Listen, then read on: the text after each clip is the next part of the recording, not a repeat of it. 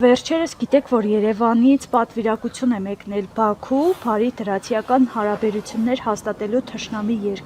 երկրի հետ։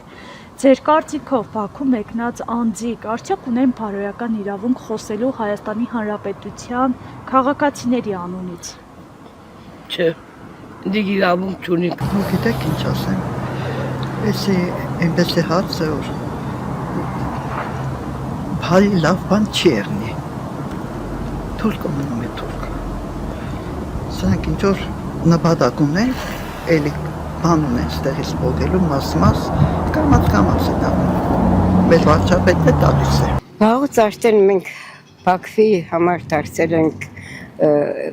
ինչ ասեմ, մի տարօրինակ մասա, որին կարելի է եւ իշխել, եւ կարկադրել, եւ մեկ չէ իշխանությունը, եւ կարկադրել, եւ հրամայել, եւ ենթարկել։ Ինչ ասեմ, այս ամենը տանում է ի վերջո երկրի կորզանման Բաքվի իշխանության տակ տանելուն, դա Նիկոլի որդեգրած քաղաքականություն է, միանշանակ։ Չունեմ, որովհետև Բաքվում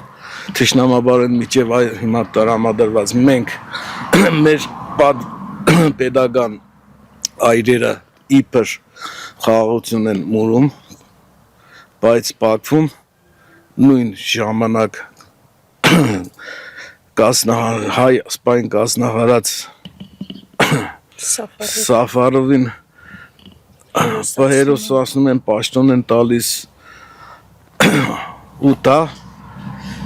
չեն թաքցնում։ Դա մեզ ասում է, որ մենք ձեր թշնամին ենք, եղել ենք ու կլինենք։ Իմ կարծիքով չէ։ Ոչ մի բարոյական իրավունք չունեն իրանք։ Չէ, իրավունք չունեն։ Եթե չեն կարող ասել։ Չէ, կարծիք չկա։ Երևի թե չէ։ Բաքուն կյանքում չավադած բան է, մեզ այդ բարի եղնի, որովհետև այդ կան մարդուն գերիները միջև մենտեղ են, չաչված բան է, ժողովուրդը միջև հիմի վախեցած պայմդած կաբրին, Ղարաբաղն է տվեցին բանին, Թուրքերին հիմի նոր պդի դոն կան մեծ այդ բարի եղնին, ես չեմ հավատա։ Ալիևն են կան մունդար մարդը, որ Ալիևի հեշ մարդը չի հավատա, Իրան ուզածը տենե, ինչ որ ուզենա տենե։